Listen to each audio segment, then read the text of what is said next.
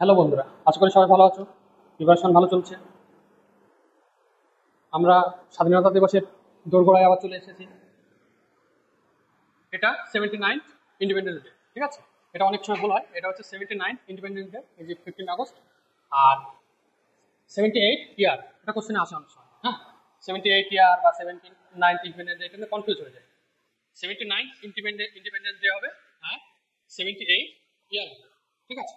তো 15 আগস্টই কেন বেছে নেওয়া হলো? 15 আগস্টই কেন স্বাধীনতা দিবস হিসাবে বেছে নেওয়া হলো, অন্য কোনো ডেট কেন হলো না? কারণ দ্বিতীয় বিশ্বযুদ্ধে জাপান স্যারেন্ডার করে এই 15 আগস্ট। হ্যাঁ, জাপানের যে নেভি বাহিনী সেটা স্যারেন্ডার করে এই 15 আগস্ট। আর সেই যখন স্যারেন্ডার করে সেই বাহিনীর একজন মেম্বার ছিলেন কে? Lord Mountbatten.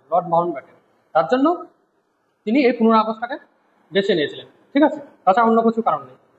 অ্যাকচুয়ালি হিস্ট্রিটা যদি একটু বলি, আমাদের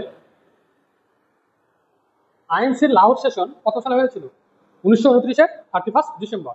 এই 1929-এর 31 ডিসেম্বর এটা কোথায় হয়েছিল? রাবি নদীর তীরে লাহোর সেশন হয়েছিল। এখন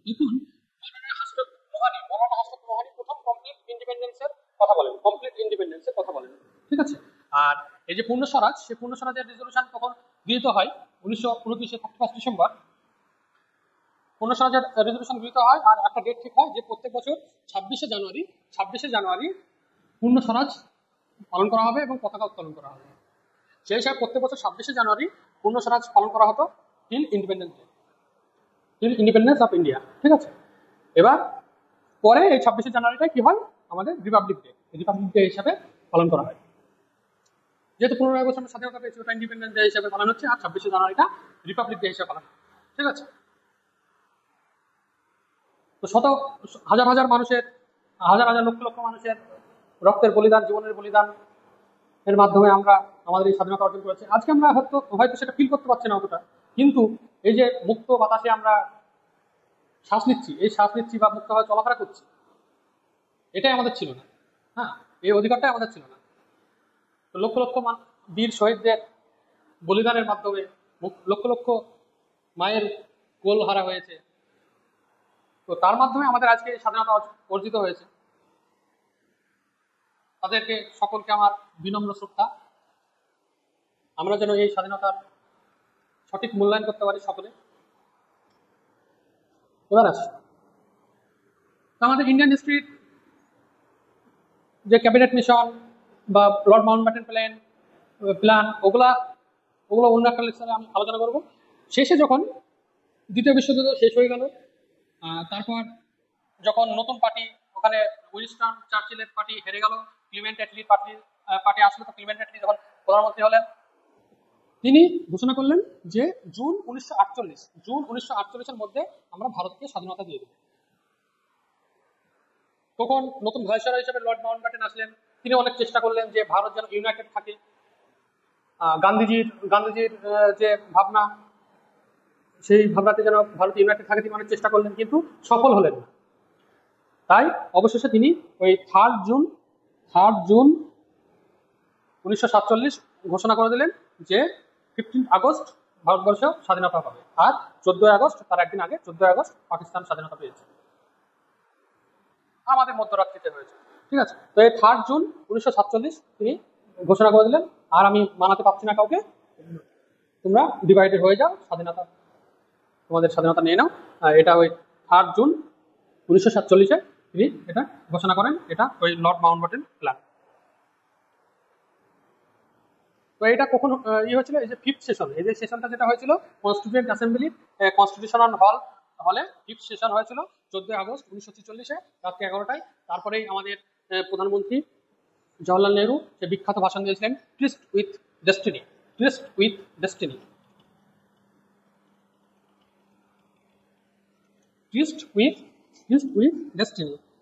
সে বিখ্যাত ভাষণ। Long years ago, we made a tryst with destiny, and now the time comes when we shall redeem our pledge, not wholly or in full measure, but very substantially.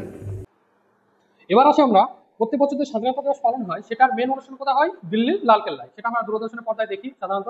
হ্যাঁ, উস্তাদ বিসমিল্লাহ খানের শেহনায় দিয়ে শুরু হয় দূরদর্শনের অনুষ্ঠানটা। হ্যাঁ, তো এই লালকেল্লার কোথায় হয়? লালকেল্লার যে মেন যে এটাতে যেখান থেকে ভাষণ দেন সেটাকে কি বলা হয় বলতো? লাহোরি গেট। সেটার নাম হচ্ছে লাহোরি গেট। সেটা হচ্ছে main entrance of Red Fort, সেটাকে বলা হয় লাহোরি গেট। লাহোরি গেট। হ্যাঁ, এই লালকেল্লা কে তৈরি করেছিলেন? উস্তাদ উস্তাদ আহমেদ লাহোরি এর মেন ডিজাইনার ছিলেন। উস্তাদ আহমেদ লাহোরি যিনি তাজমহলের ডিজাইনার ছিলেন, তিনিও উস্তাদ আহমেদ লাহোরি, তিনিও লালকেল্লার মেন ডিজাইনার ছিলেন। আর এটা তো শাহজাহানের আমলে হয়েছে, সবাই জানতে পারছে তাজমহল রেড ফোর্ট। 12ই মে 1639 খ্রিস্টাব্দে তিনি এই রেড ফোর্টটা প্রতিষ্ঠা করেন। ইন্ডিপেন্ডেন্স ডে আর রিপাবলিকের মধ্যে তাহলে পার্থক্য কি? ইন্ডিপেন্ডেন্স হচ্ছে আমরা যে স্বাধীনতা পেয়েছিলাম ব্রিটিশদের কাছ থেকে 1947-এর 15ই আগস্ট, সেটা ইন্ডিপেন্ডেন্স ডে হিসেবে পালন হয়। আর অ্যাকচুয়ালি সেটা হয়েছিল ডোমিনিয়ন স্ট্যাটাস, মানে আমাদের হেড অফ দা, আমরা সেই আমাদের ব্রিটিশ ইউকের যে রানী বা রাজা ছিল তার উপর হেড অফ দা স্টেট তিনি ছিলেন এক প্রকার। হ্যাঁ, তো এটা একটা ডোমিনিয়ন স্ট্যাটাস ছিল। তারপর আমাদের সংবিধান রচনা হয়, সংবিধানে আমাদের প্রিয়াম্বলে ঘোষণা হয়, সংবিধানে পুরো ঘোষণা হয় যে ইন্ডিয়া দ্যাট ইজ ভারত, আর we the people of India having solemnly resolved to constitute India into a sovereign socialist secular democratic republic। তো সেটা ঘোষণা হয় এবং আমাদের 1950-এর 26শে জানুয়ারি পুরোপুরি আমাদের যে সোভারেন্টি, আমরা কার প্রতি মুখাপেক্ষী নয়, সেটা ঘোষণা হয় এবং আমাদের প্রেসিডেন্ট আমাদের হেড অফ দ্য স্টেট হয়। তখন সেটা হয় আমাদের, তাই এই 26শে জানুয়ারি 1950 থেকে আমরা পুরোপুরি রিপাবলিক, তাই তো? 26শে জানুয়ারি কেন নেওয়া হয়েছিল সেটা তো আমরা বললাম যে 1929-এর 31 ডিসেম্বর যে পূর্ণ স্বরাজ রেজলিউশন নেওয়া হয়েছিল, তারপরে প্রত্যেক বছর পূর্ণ স্বরাজ ডে পালন করা হতো 26শে জানুয়ারি, তাই এই 26শে জানুয়ারিটা রিপাবলিক ডে হিসেবে নেওয়া হয়। তো এবার পালনের দিক দিয়ে ইন্ডিপেন্ডেন্স ডে আর রিপাবলিক ডে কি পার্থক্য আছে? ইন্ডিপেন্ডেন্স ডে পিএম পুরো কাজটা পরিচালনা করেন, আর রিপাবলিক ডেতে প্রেসিডেন্ট। পিএম যে ফ্ল্যাগটা হোস্ট করেন, ইন্ডিপেন্ডেন্স ডেতে পিএম ফ্ল্যাগটা হোস্ট করেন, মানে যে ফ্ল্যাগ বলে ফ্ল্যাগটা বাঁধা থাকে সেটা নিচ থেকে একবারে উপর পর্যন্ত তুলেন, এটা হচ্ছে হোস্ট। হ্যাঁ, এটা পিএম করেন, ঠিক আছে। আর রিপাবলিক ডেতে প্রেসিডেন্ট ফ্ল্যাগটা আনফ্লার করেন, মানে ফ্ল্যাগটা অলরেডি উপরে তোলা থাকে সেটাকে ছাড়িয়ে দেন, মানে দিয়ে ওই যে পুরো পতাকাটাকে প্রসারিত করে দেন, তাই না? আমরা যদি দেখে থাকি, লক্ষ্য করে থাকি, তাহলে দেখবে এটাকে বলা হয় আনফ্লার। আর পিএম যেটা কি করছে ইন্ডিপেন্ডেন্স ডেতে সেটা হচ্ছে হোস্ট, আর রিপাবলিক ডেতে প্রেসিডেন্ট যেটা ফ্ল্যাগটাকে আনফ্লার করছে মানে মুক্ত করছে। তাহলে এর পার্থক্য কি, বিশেষত্ব কি? ইন্ডিপেন্ডেন্স ডেতে হোস্ট করছেন মানে পুরোপুরি আমরা পরাধীন ছিলাম, সেখান থেকে আমরা পুরোপুরি স্বাধীন হয়ে গেলাম, নিচু থেকে আবার উপরে উঠলাম, ঠিক আছে। আর রিপাবলিক ডেতে প্রেসিডেন্ট এটাকে আনফ্লার করছেন, রিপাবলিক ডেতে সেটা আমাদেরকে প্রসারিত করছেন, আমরা রিপাবলিক হিসাবে প্রসারিত হচ্ছে, আমাদের সোভারেনিটি, সোশ্যালিস্ট, আমাদের ডেমোক্রেসি সেটা আনফ্লার করছে, মুক্ত হচ্ছে। এটাই বোঝানোর জন্য এই প্রেসিডেন্ট এটাকে রিপাবলিক ডেতে আনফ্লার করেন, আর পিএম হোস্ট করেন ইন্ডিপেন্ডেন্স ডেতে। আর রিপাবলিক ডেতে একজন আমাদের প্রত্যেক বছর একজন মেন চিফ গেস্ট থাকেন। প্রথম চিফ গেস্ট কে ছিলেন এটা কোশ্চেন আছে, কি বলতো? ইন্দোনেশিয়ার প্রেসিডেন্ট, তৎকালীন প্রেসিডেন্ট ডক্টর সুকর্ণ, এটা মনে রাখবেন। আর প্রত্যেক বছর কারেন্ট অ্যাফেয়ার্স এটা ইম্পর্টেন্ট থাকে, সে বছরে যে থাকে এটা সামনে দেখে নেবে। এবার ন্যাশনাল ফ্ল্যাগে আসে। আমাদের ন্যাশনাল ফ্ল্যাগ কে ডিজাইন করেন? প্রথম ডিজাইন করেছিলেন পিঙ্গালি ভেঙ্কাইয়া, ঠিক আছে।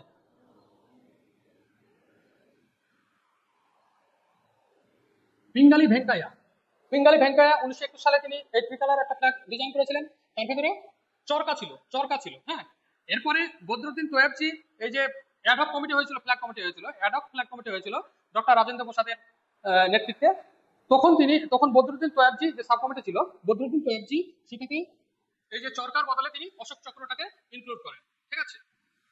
তাই এই দুটো নিয়ে কোশ্চেন আসে, দেখবে অনেক সময় পিঙ্গালি ভেঙ্কাইয়া অপশনে থাকে না, বদরুদ্দিন তৈয়বজি থাকে, ঠিক আছে। আর কবে অ্যাডপ্ট হয়েছিল? জুলাই 22, 1947 সালে, জুলাই 22, 1947 সালে। এবার যদি আমরা দেখে নিই উপরের আমাদের ফ্ল্যাগের কি কি কালার থাকে, উপরে থাকে স্যাফরন বা কেশরী, তাই না? স্যাফরন বা কেশরী,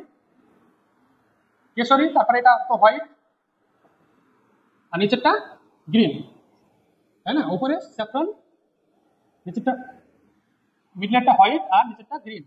আর এই মিডল পজিশনে থাকে একটা হুইল থাকে, একটা চাকা থাকে, সেই চাকাটাকেই বলা হচ্ছে অশোক চক্র।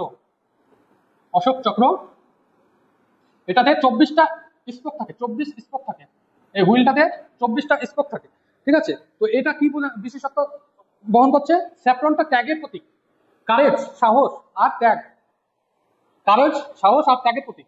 আর হোয়াইটটা হচ্ছে পিউরিটি, পিউরিটি, পিচ, পিউরিটি পিচের প্রতীক। হ্যাঁ, হোয়াইটটা হচ্ছে পিউরিটি আর পিচের প্রতীক। আর যাচ্ছে গ্রোথ, গ্রিনটা গ্রোথের প্রতীক। আর এই হুইলটাও একটা গ্রোথের প্রতীক, সামনে আমরা এগিয়ে যাচ্ছি। 24 স্পোক হচ্ছে 24টা ঘন্টা বোঝায়, হ্যাঁ, সময়ের একটা মূল্য বোঝাচ্ছে। তার সঙ্গে সঙ্গে আর একটা বলা হয় যে 24টা ঋষি, যে ঋষির কথা বলা হচ্ছে, ঋষিদের কথা, যে গায়ত্রী মন্ত্রের কথা বলা হচ্ছে, সেটাকেও রিপ্রেজেন্ট করছে অনেক বিশ্লেষক এটা বলেছেন, ঠিক আছে। আমাদের পতাকা উত্তোলনের সময় খেয়াল রাখতে হবে যেন সবসময় স্যাফরনটা উপরে থাকে, ঠিক আছে। এবার হিস্ট্রিটা একটু দেখে নিই পতাকা, ন্যাশনাল ফ্ল্যাগের। 1904 সালে সিস্টার নিবেদিতা প্রথম একটা ফ্ল্যাগ ডিজাইন করেন। 1906 সালে ফার্স্ট থ্রি কালার বা 3টে কালারের একটা ফ্ল্যাগ 1906 সালে প্রথম আসে, ওকে। তারপর মাদাম ভিকাজি কামা, তিনি প্রথম বিদেশের মাটিতে থ্রি কালার ফ্ল্যাগ উত্তোলন করেন, ঠিক আছে, 1907 সালে। এটা ভেরি ভেরি ইম্পর্টেন্ট একটা কোশ্চেন আসে। এটা তিনি কোথায় করেছিলেন? স্টুটগার্ট, বার্লিনের স্টুটগার্টে, ঠিক আছে। ইন্টারন্যাশনাল কমিউনের যে একটা সেশন হয়েছিল, সেখানে তিনি এই স্টুটগার্টে প্রথম থ্রি কালার ফ্ল্যাগ উত্তোলন করেন। আরেকটা ইন্টারেস্টিং ফ্যাক্ট কি বলতো, ন্যাশনাল ফ্ল্যাগ যেগুলো হয়, আমরা তো ছোটখাটো যে ফ্ল্যাগগুলো হয় সেগুলো এমনি প্লাস্টিক, মানে হাফ প্লাস্টিক এরকম কিছু একটা দেখা যায়, কিন্তু অ্যাকচুয়ালি ন্যাশনাল ফ্ল্যাগ হচ্ছে খাদি ছাড়া অন্য কোনো কাপড়ের হবে না। খাদি ন্যাশনাল ফ্ল্যাগের যে মেন বড় বড় ন্যাশনাল ফ্ল্যাগ যেগুলো হয় সেগুলো খাদি কাপড়ের হয়। আর এটা একটা মাত্র সংস্থায় তৈরি করা কোথায়? কর্ণাটকা খাদি গ্রামোদ্যোগ সংযুক্ত সংঘ, কর্ণাটকা খাদি গ্রামোদ্যোগ সংযুক্ত সংঘ, কর্ণাটকা খাদি গ্রামোদ্যোগ সংযুক্ত সংঘ। এটা ধারওয়াড় কর্ণাটকায় অবস্থিত, ধারওয়াড় কর্ণাটকায় অবস্থিত, ঠিক আছে। এবার নেক্সট কিছু ইন্টারেস্টিং ফ্যাক্টে আসি। এর জন্য এই যে ফ্ল্যাগ, আমাদের ফ্ল্যাগ কিভাবে আমরা ইউজ করব সেটার জন্য 2002 সালে কি হয়েছে? ফ্ল্যাগ কোড হয়েছে, ফ্ল্যাগ কোড, হ্যাঁ, ফ্ল্যাগ কোড হয়েছে। এর লেন্থ হবে 3 আর ব্রেড, যেটা ব্রেড এটা 2, মানে 3:2 অনুপাতে এটা হবে, ঠিক আছে। লেন্থ ইস টু ব্রেড হবে 3:2, এটা মনে রাখো। আর ফ্ল্যাগ কোড 2002 এ। আর সবাই, সুপ্রিম কোর্ট একটা ডাইরেক্টিভ দিয়েছে যে আমরা সবাই নিজের নিজের বাড়িতে ফ্ল্যাগ উত্তোলন করতে পারি, যার ভিত্তিতে এখন হার ঘর তিরঙ্গা যে আমাদের স্লোগানটা আসছে, হ্যাঁ। তো প্রত্যেকে আমরা নিজেদের বাড়িতে ফ্ল্যাগ উত্তোলন করতে পারি, কিন্তু সেটা যেন আমাদের যে গাইডলাইন সেটা যেন আমরা ঠিকঠাক ভাবে মেনে চলি, এটাই বলা হয়েছে।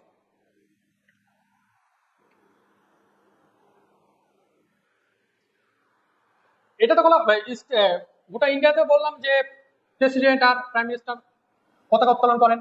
তো ইন্ডিপেন্ডেন্স ডেতে স্টেটে পতাকা উত্তোলন করেন বলতো? স্টেটে করেন সিএম। এটা 1973 সাল পর্যন্ত কিন্তু গভর্নরই করতেন, গভর্নরই পতাকা উত্তোলন করতেন। এবার এম করুণানিধি, তিনি তামিলনাড়ুর মুখ্যমন্ত্রী, প্রাক্তন মুখ্যমন্ত্রী, তিনি এই রিকোয়েস্টটা তখন প্রেসিডেন্টকে করেন, প্রেসিডেন্ট প্রাইম মিনিস্টারকে করেন। তখন থেকে সিএম ইন্ডিপেন্ডেন্স ডেতে স্টেটে পতাকা উত্তোলন করে, ঠিক আছে। এবার যে অন্যান্য ফ্যাক্টগুলো আছে সেগুলো আমরা দেখে নিই, হ্যাঁ। ন্যাশনাল অ্যান্থেম কি? আমাদের জনগণ মন। এটা অ্যাকচুয়ালি কি হিসাবে লেখা হয়েছিল প্রথমে? এটা রবীন্দ্রনাথ ঠাকুরের লেখা, তাই তো। ভারত ভাগ্য বিধাতা হিসাবে প্রকাশ হয়েছিল কোথায়? তত্ত্ববোধিনী পত্রিকায়। কত তারিখে? 11 ডিসেম্বর 1911 সালে। 11 ডিসেম্বর 1911 সালে এটা ভারত ভাগ্য বিধাতা হিসাবে তত্ত্ববোধিনী পত্রিকায় প্রথম প্রকাশ হয়েছিল। এর প্রথম কয়েকটা স্ট্যান্সে আমাদের ন্যাশনাল অ্যান্থেম হিসেবে নেওয়া হয়েছে।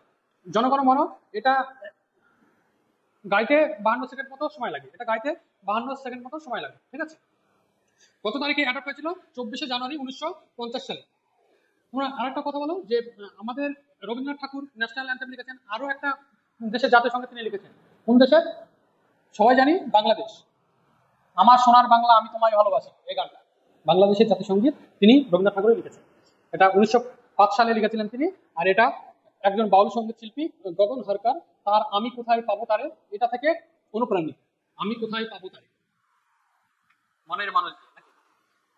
তো আমি কোথায় পাবো তারে এই বাউল সঙ্গীত থেকে অনুপ্রাণিত, গগন হরকার, ঠিক আছে। তো ন্যাশনাল অ্যান্থেম হলো আমাদের জনগণ মন, জাতীয় স্রোত, বাংলায় বলে জাতীয় স্তোত্র। আর ন্যাশনাল সং, জাতীয় সঙ্গীত যদি বলেন, জাতীয় সঙ্গীত হচ্ছে এই কি বন্দে মাতরম, বন্দে মাতরম সুজলাং সুফলাং, এই বন্দে মাতরম গানটা, ঠিক আছে। এটা ঋষি বঙ্কিমচন্দ্র লিখেছিলেন, সকলে জানি। আনন্দমঠ থেকে নেওয়া হয়েছে। আনন্দমঠ 1880 দশকে, মানে 1875 সালে এটা আনন্দমঠে পাবলিশ হয়েছিল, ঠিক আছে, আনন্দমঠ উপন্যাস। এই বন্দে মাতরম এই সঙ্গীতটাও সেই রবীন্দ্রনাথ ঠাকুর প্রথম গান কোথায়, 1896 সালে আইএনসি ইন্ডিয়ান ন্যাশনাল কংগ্রেসের যে কলকাতা সেশন হয়েছিল সেখানে তিনি রবীন্দ্রনাথ ঠাকুর প্রথম এটা গান, ঠিক আছে। আর আরেকটা ইন্টারেস্টিং ফ্যাক্ট কি, 15 আগস্ট আরো 5টা দেশের স্বাধীনতা আছে, স্বাধীনতা দিবস হিসেবে পালন হয়। কি কি আছে? North Korea, South Korea, Republic of Congo, Bahrain আর Liechtenstein. North Korea, South Korea, Republic of Congo, Bahrain আর লিচেস্টাইন। আর যেটা আমাদের এখনো পীড়া দেয়, দেশভাগের যন্ত্রণা, সেই দেশভাগের বলি হয়েছিল, লক্ষ লক্ষ মানুষ রিফিউজি হয়েছিল, হাজার হাজার মানুষ মারা গিয়েছিল। সেই দেশভাগকে ই করেছিলেন, লাইনটা কেটে এনেছিলেন সিরিল র্যাডক্লিফ।